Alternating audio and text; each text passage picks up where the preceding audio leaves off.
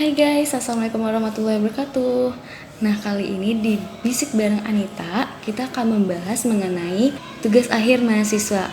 Nah, bagi kalian yang akan menjadi mahasiswa tingkat akhir, pas banget nih. Kita akan membahas tips-tips apa saja yang kita butuhkan untuk menyelesaikan tugas akhir mahasiswa tersebut. Nah, pembahasan kali ini akan dibahas dengan Teh Selvi Widyastuti sebagai narasumber yang ada di Bisik Bareng Anita. Langsung bincang asik aja yuk. Bisik Bareng Anita.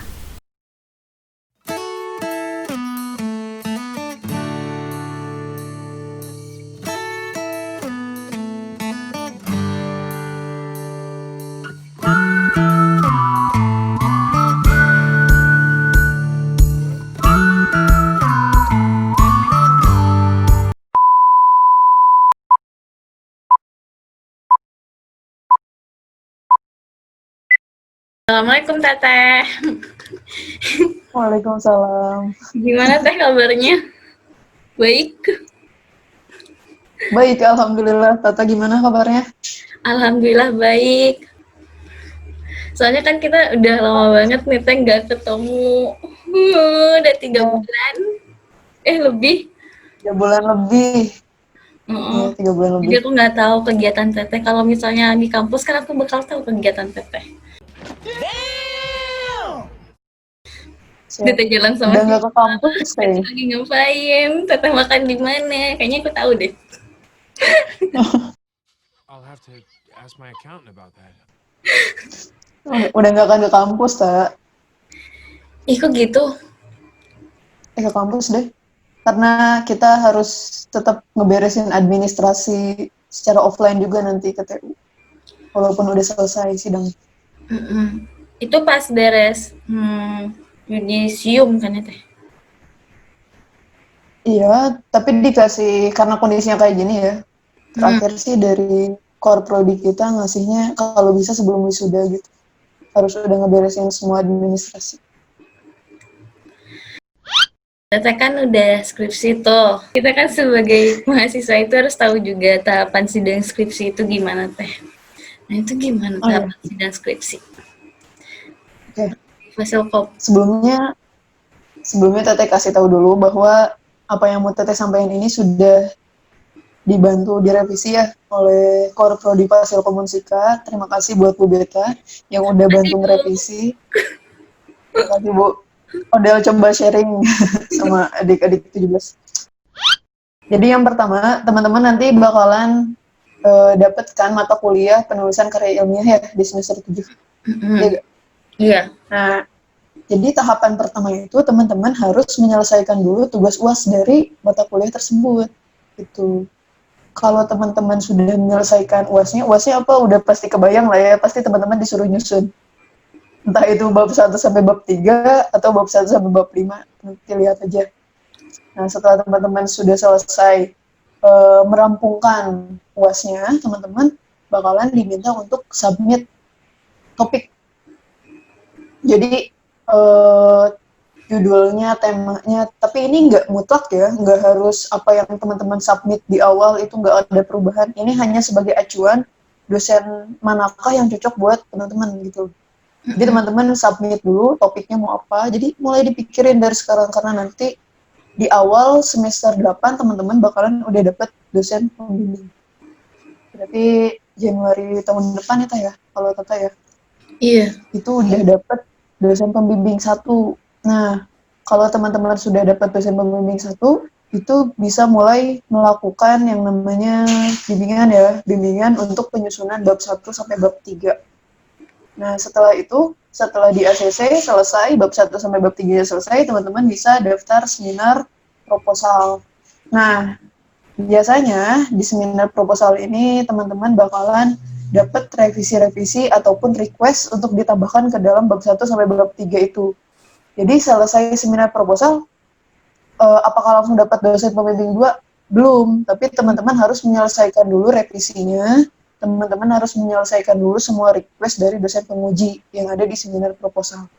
Setelah revisinya beres, teman-teman harus submit dulu proposalnya. ya, bab 1 sampai bab 3-nya itu harus disubmit dulu yang sudah direvisi.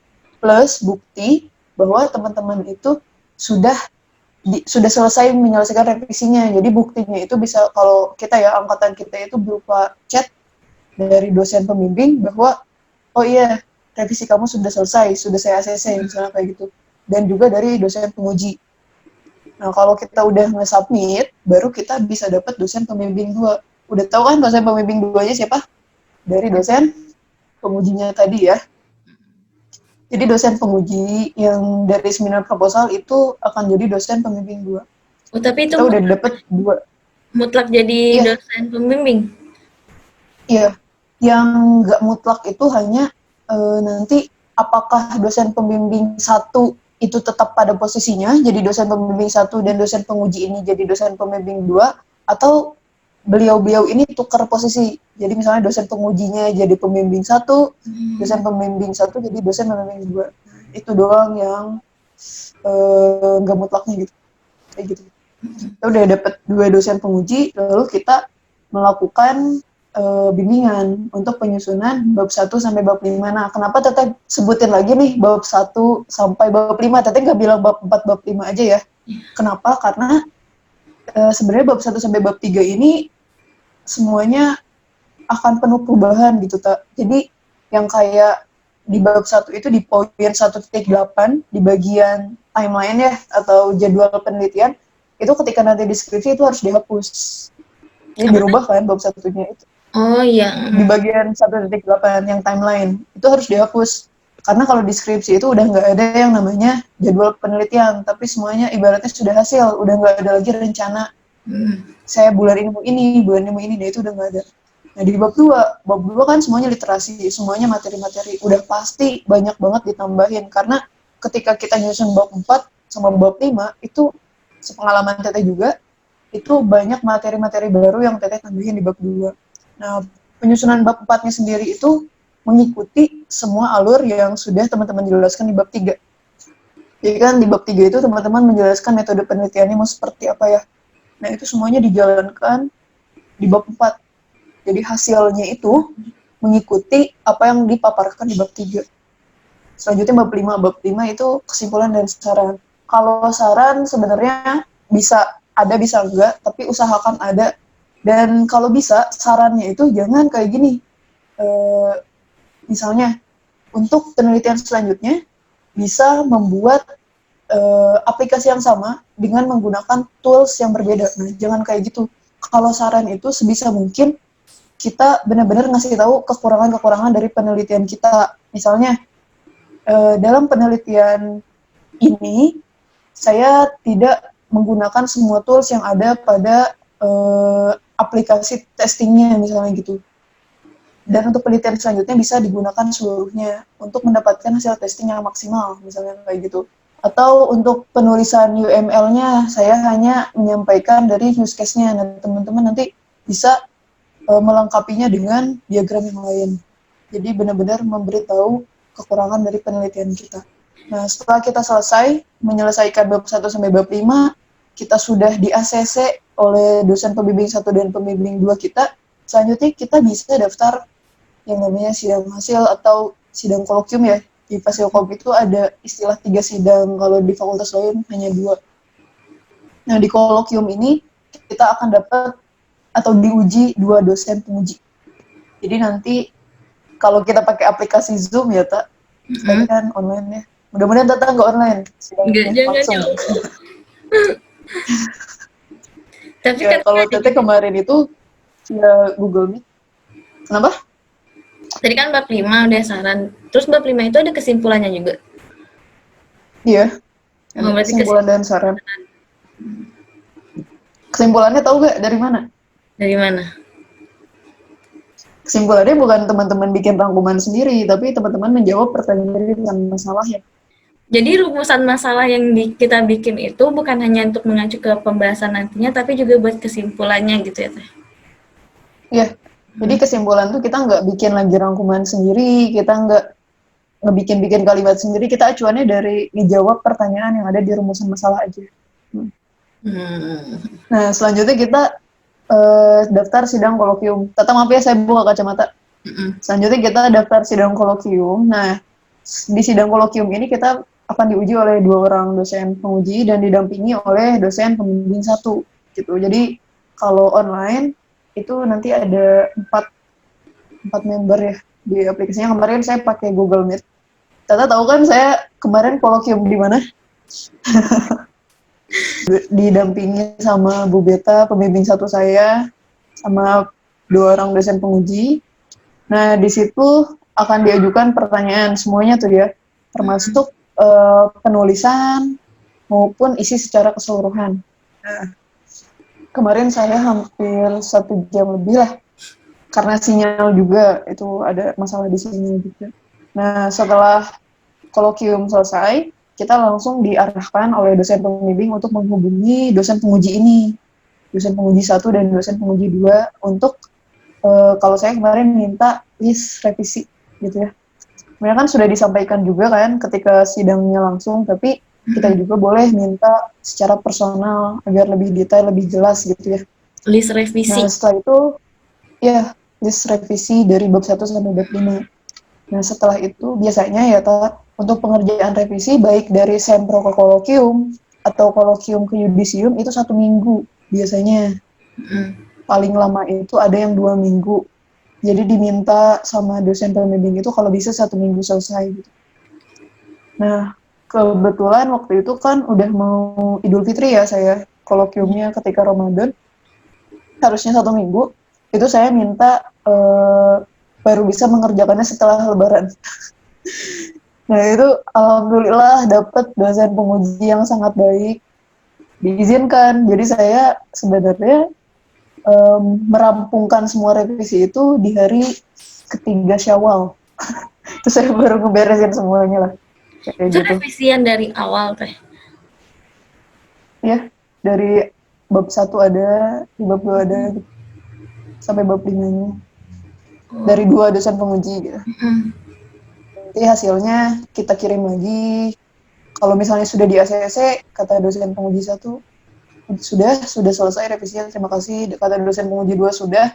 Nah, kita baru lapor sama dosen pembimbing kita gitu. Pak, Bu, ini saya sudah menyelesaikan semua revisinya.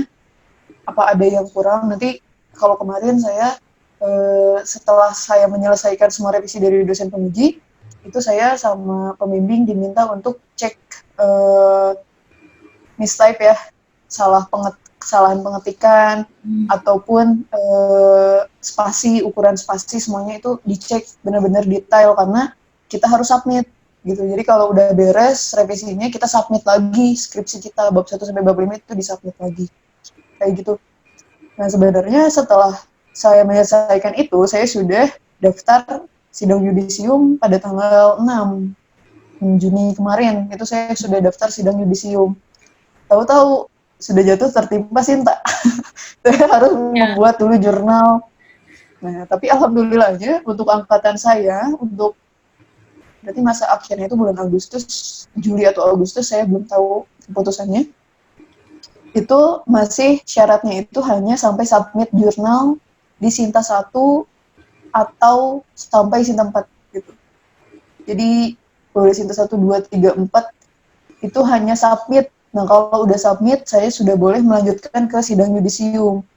Nah, kalau kamu dan yang selanjutnya, kalaupun ada teman-teman yang kayaknya harus deh. Yang akhirnya sidang akhirnya lewat dari bulan Agustus, itu persyaratannya harus sampai mendapatkan LOE, surat diterimanya jurnal kita gitu. Jadi, tapi itu nggak menutup kemungkinan bahwa jurnal kita itu nggak akan diupload tahun ini kan. Kan proses jurnal sampai di-publish itu lama ya. Jadi yang penting kalau buat Tata nih, khususnya angkatan Tata, dapat LOE-nya itu sudah bisa ikut yudisium. Tapi kalau TT, LOE itu jadi syarat untuk bisa wisuda. Gitu. Jadi kalau buat yudisiumnya Tata cukup submit aja. Submit jurnal, bukti. Kenapa? Berpengaruh banget ke angkatan bawah. Iya. Gara-gara ini nih. Gara-gara virus nih. Karena aku kaget ya, Teh. Aku kan baca tuh yang siapa ya yang pernah bikin status cutting. Nah, jadi aku baca di 2016 emang sampai submit doang. Pas dia akunya emang harus bener-bener ke LOE kata Teteh. Jadi setelah kita setelah jurnal kita tersubmit, nah kita baru bisa daftar sidang yudisium. Kalau di sini alurnya kita kan tadi udah beres revisi ya, sudah menyelesaikan semua revisi Iya. bab 1 sampai bab 5-nya.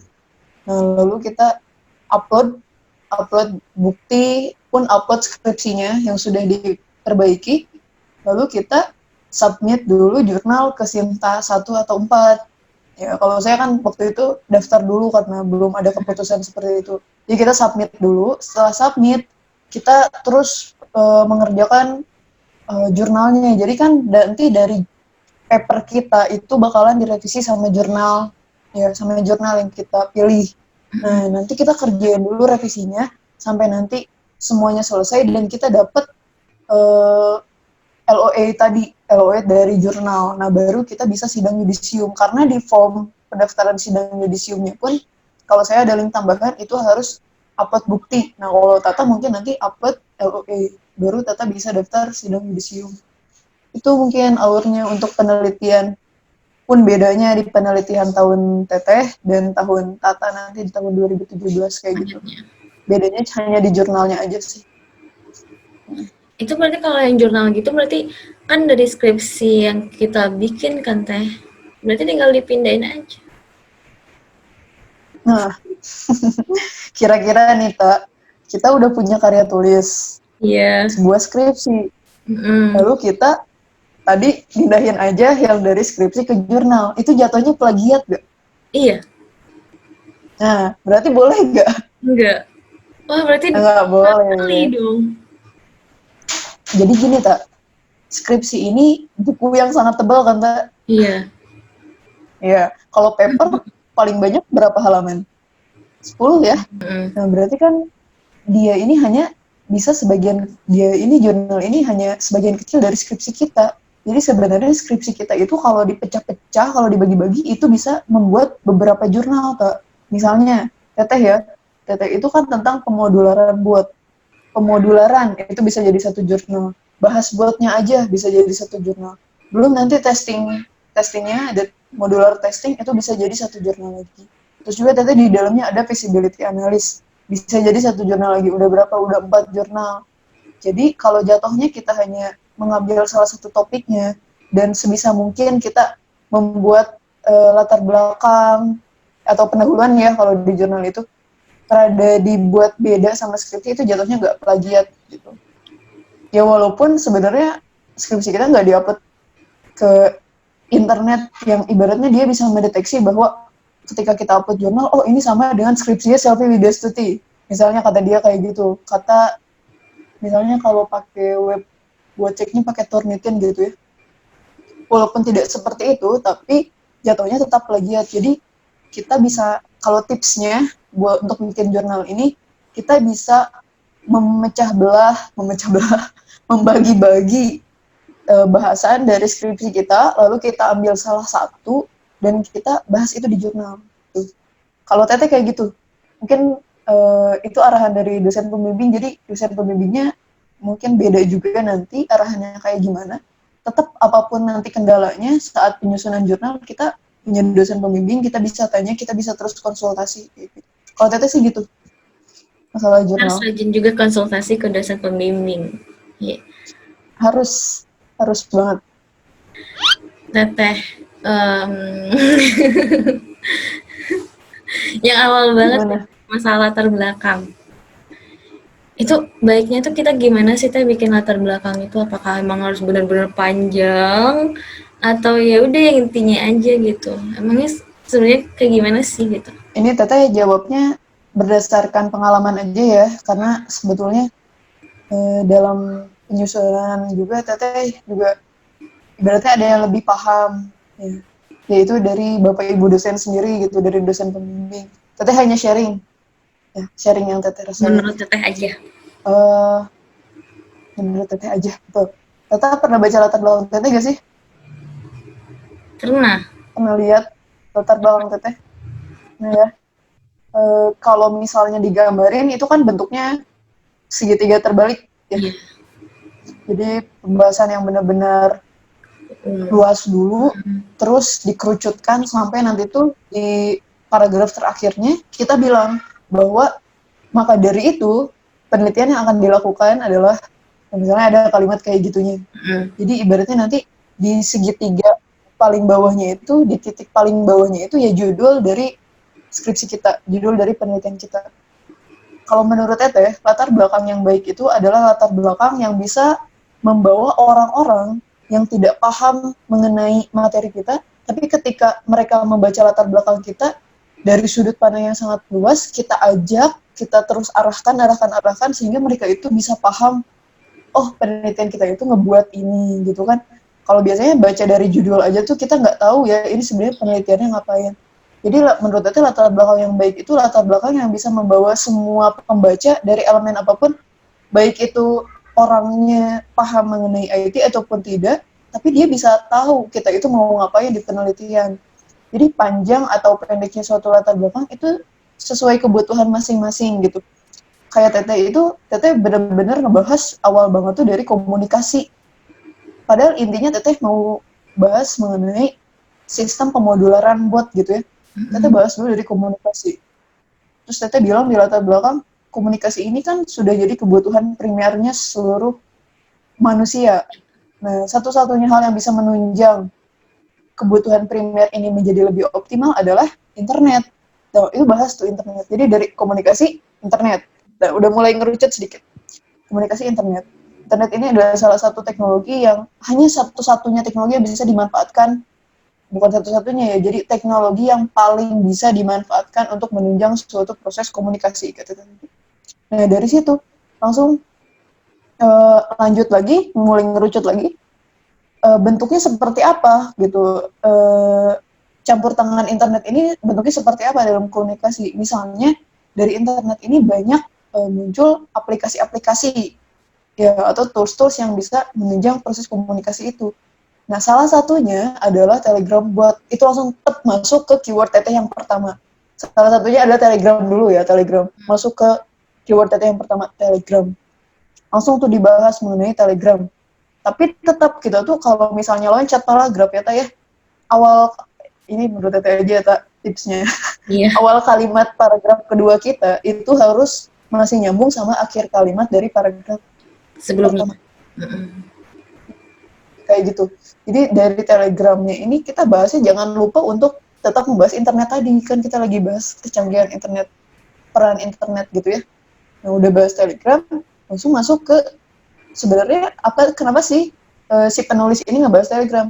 Oh ternyata langsung dikutip dari jurnal, itu tuh Telegram ini menjadi salah satu aplikasi yang sangat digandrungi misalnya karena dia mendapatkan rating 4,3 dari 3 tahun peluncurannya dan sudah mendapatkan sekitar 1 juta user aktif. Itu baru launching dan dia sudah punya pengguna sebanyak itu. Berarti Telegram ini salah satu aplikasi yang memang sangat bagus misalnya gitu. Langsung sudah bahas Telegramnya, Teteh pengen masukin botnya di mana nih? Akhirnya Teteh di situ nyebut bahwa salah satu keunggulannya kenapa Telegram banyak dipakai karena Telegram itu punya fasilitas botnya. Kita bisa ngebikin sendiri bot di Telegram gitu misalnya. Ya kayak gitu latar belakang tuh. Semuanya bakalan paham, semuanya bakalan ngerti ketika kita bahas. Kecuali Teteh langsung di awal paragraf itu Teteh langsung bahas bot Telegram adalah salah satu fasilitas yang diberikan oleh aplikasi Telegram untuk setiap developer yang ingin membuat pengganti operator otomatis misalnya kayak gitu ya. Kan orang yang nggak ngerti mengenai hal itu bakalan susah memahaminya gitu kan. Jadi kita bawa dulu, ajak dulu mereka tetap ngarahnya sama topik kita, tapi ngebikin mereka itu paham dari awal gitu. Jadi latar belakang yang baik itu yang bisa dipahami sama semua orang menurut Teteh kayak gitu sih. Jadi yang sebelumnya baru tahu, oh Telegram ada botnya. Tapi dia bisa tahu, oh bisa kegambar, oh panitianya kayak gini.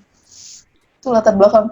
Tapi untuk yang lebih jelasnya tanya sama dosen teman-teman, sama dosen penulisan karya ilmiah ataupun metode tanya lebih jelasnya. Berarti panjang pendeknya latar belakang nggak terlalu ngaruh ya Teh? Ya, sesuai kebutuhan aja. Nggak melulu yang panjang itu efektif, nggak melulu yang pendek itu nggak jelas ya kan? Iya. Ya, sesuai kebutuhan aja. Ternyata kalau Teteh Intinya sih banyak baca, Kak. iya. Ternyata kalau Teteh sendiri kan kita kan nentuin judul nih. Pas untuk nentuin judul itu Teteh sekali udah pas atau gimana? Ganti-ganti topik ya. Kalau judul itu benar-benar di akhir. Oh, Tema, iya. tema, tema topik itu saya masih ganti-ganti sih, kita dari semester 5 tuh udah kepikiran mau apa, pas semester 7-nya ganti, UAS PKI ya, Aku juga pas gitu UAS deh. penulisan karya ilmiah ganti. Sampai akhirnya ganti terus. Iya, aku juga gitu. Aku deg-degan takutnya aku apa ya ngambil apa ya besok. Soalnya aku pas semester 5 pas KTI KJI. Pas KJI aku ngambilnya tentang AR gitu. Pas semester 6-nya pas medlit aku ngambil PCD. Semester 7-nya aku bingung. Jadi aku takut aja takut nggak nemu masalah gitu Teh. Gak nemu masalah. Iya kan kita kan harus cari masalah. Ya, kalau saran Teteh sih, Tak, itu menurut Teteh ya, itu kan mata kuliah. Yang sebetulnya memang mata kuliah itu diadakan untuk membantu, diperuntukkan untuk membantu kita dalam penulisan skripsi. Tapi nggak melulu apa yang kita tulis nanti, bahasan kita yang mau kita ambil di penulisan karya ilmiah itu, di mata kuliah PKI itu harus benar-benar kita bawa juga sampai skripsi. Kadang jangankan seperti itu ya, kadang ketika kita mau sempro pun, hamin beberapa hari mau sempro pun ada yang berubah, ada kok gitu. Bahkan Teteh pernah lihat sendiri, kebetulan ada temen di fakultas lain, itu dia sempro. Dan itu langsung ketika sempronya itu dia disuruh ganti topik, dia disuruh ganti judul. Pas sempro, ya. Dan dia harus ikut sempro yang kedua gitu lah, maksudnya jadi kayak apa ya, di remedial kali ya bahasanya gitu. Jadi Dan ibaratnya aku tuh kalau judul udah dan topiknya masih nggak diterima. Itu di fakultas lain sih. iya. Kalau di Fasilkom kita belum dengar juga. Kayak gitu. Terus kalau misalnya perbedaan dari setiap dosen pembimbing itu apa aja? Jadi kita itu punya dosen pembimbing itu ada 2 orang ya, Tak. Dosen pembimbing 1 yang dari awal, dosen pembimbing 2 itu yang jadi dosen penguji ketika kita sempro. Nah, Udah, hanya 2. Kalau dosen penguji nanti ketika kolokium itu ada 2 orang. oh Jadi jadi beda. pembimbing Ih, 2. kirain aku kan dosen penguji 1, terus ada lagi dosen penguji 2 ya Teh. Kirain aku dosen penguji 2-nya jadi dosen pembimbing juga. Oh, Enggak, udah selesai. Tapi sebenarnya kalau tugasnya sama, ikut membimbing juga kan ketika kita revisi selesai kolokium, itu kan kita benar-benar terus melaporkan progres sama penguji kita ketika kolokium kan. iya. Jadi sama aja kayak dosen pembimbing, cuman dosen pembimbing sih kita adanya 2. Kalau Teteh sendiri gimana sih tuh Teteh nyelesain skripsi Teteh gitu? Kan pasti kita nyusun skripsi itu ada suka dukanya, ada rintangannya gitu. Kalau Teteh sendiri gimana menyelesaikannya? Bentar lah, Iya. Iya. ribet. Yang Teteh rasain sih ya Teh ya, ketika bulan Februari itu Teteh memang sedang mengerjakan 2 hal yang sama besarnya. Itu benar-benar semuanya, dua-duanya itu, keduanya berjalan di minggu yang sama. Jadi di situ benar-benar tantangan banget. Dimana Teteh benar-benar bangun tidur itu, kan kalau Teteh ngejam ya Teh ya, dikasih jam. Misalnya dari pagi sampai siang itu Teteh benar-benar fokus di penyusunan untuk sempro gitu ya. Nah, nanti siangnya rada break. Nah, nanti sampai sekitar jam 2 sampai maghrib lah. Teteh itu biasanya bareng teman-teman itu juga ngobrol-ngobrolin mengenai penelitian lanjut lagi untuk penyusunan bab 1 sampai bab 3. Nah, nanti malamnya itu biasanya teteh fokus mengerjakan tugas teteh yang kedua. Mungkin Tata tahu ya teteh lagi ngapain ketika bulan itu, lagi persiapan buat submit gitulah. Nah, itu sebenarnya ya yang teteh rasain itu teteh kerasa banget bahwa teteh ngerasa waktu sempit banget waktu itu tuh. Ngerasa capek juga dan ngerasa teteh sampai sempat ada pertanyaan, ini antara A sama B dua tugas ini bakalan selesai gak sih keduanya gitu. Dan ternyata alhamdulillahnya teteh itu bisa daftar sempro di bulan Februari dan teteh bisa menyelesaikan submit di bulan Februari minggu kedua juga. Jadi sama-sama selesai di minggu yang sama lah, beda beberapa hari. Nah itu kerasa bahwa oh ternyata kayak gini ya, benar-benar manajerial waktu. Kita kayak bosan ngedenger orang ngomong jangan lupa gitu kalian belajar manajerial waktu yang baik.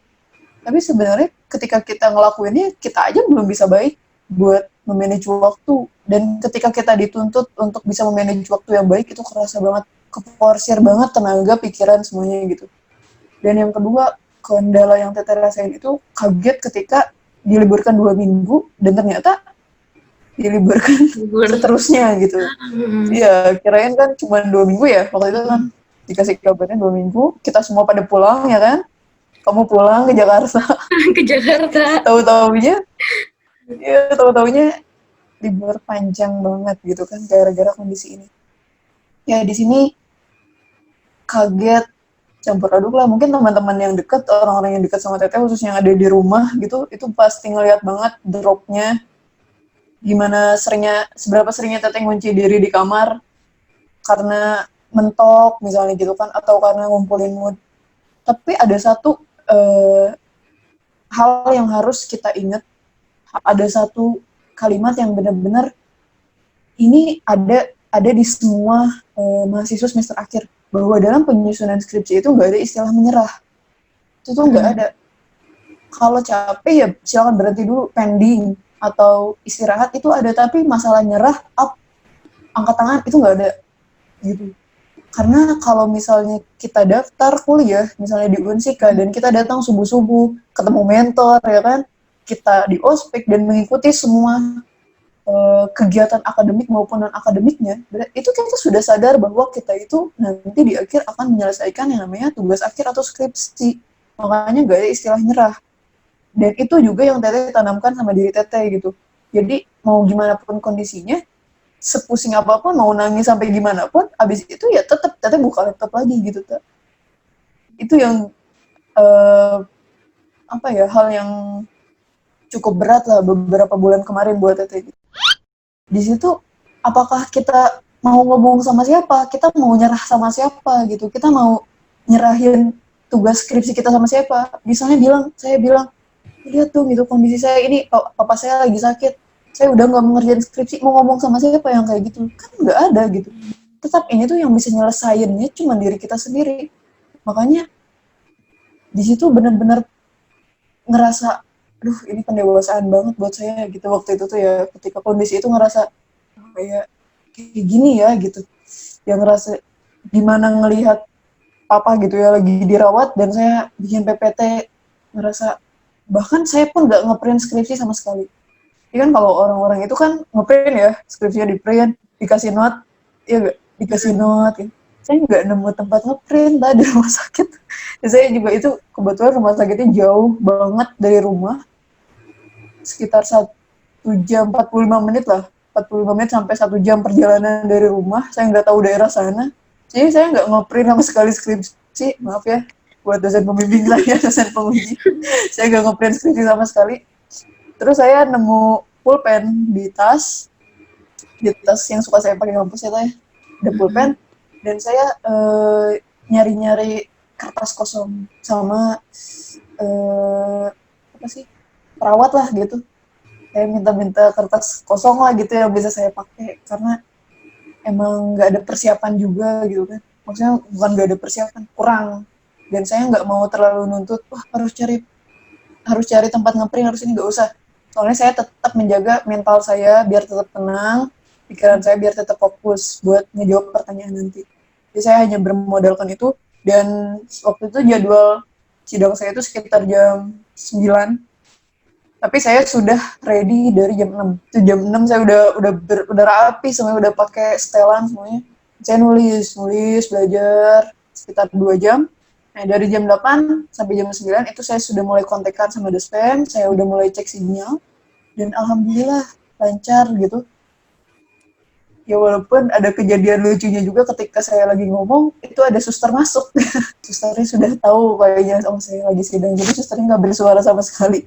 Malah bisik-bisik gitu ngomongnya, jadi lucu juga lah itu, hiburan. Kayak gitu.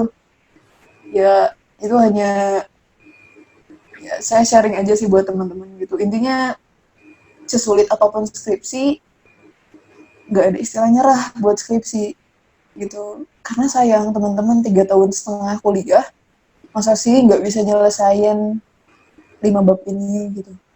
Dan kalau kalian ngerasa kesulitan dalam memahami satu materi, coba ingat bahwa dulu pun orang-orang sebelum kalian sama sulitnya, tapi mereka bisa. Kenapa kalian enggak? Gitu kan. Iya. Kayak, ini kok materi ini susah banget ya. Tapi misalnya Tata pernah baca bahwa ada jurnal yang sudah membahas itu, bahwa ada skrip yang sudah membuat penelitian seperti itu. Berarti mereka juga sudah melalui tahapan susahnya, dan mereka tidak mengenal istilah menyerah gitu. Ya kalau mereka bisa, kenapa teman-teman enggak gitu. Karena semuanya juga pasti pusing ketika baca di kalimat pertama, semuanya juga pasti bingung ketika baca hanya di beberapa jurnal. Tapi kalau teman-teman sudah semakin mendalami, teman-teman sudah banyak sharing sama dosen, pembimbing, insya Allah semakin mudah. Kita Berarti emang bener-bener positive thinking dan ingat lagi tujuannya teh. Nah, kalau ini kan kayaknya ini umum banget ya, banyak yang ngerasain ini gitu. Misalnya pas kita lagi ngerjain skripsi nih, terus di tengah-tengah pas kita lagi penelitian itu kita mentok, nggak tahu mau ngapain gitu. Tiba-tiba kan itu kan jadi, kita kan jadi bisa jadi males gitu kan. Nah, itu menurut Teteh sendiri, cara kita untuk menyikapi hal itu supaya kita nggak males itu gimana?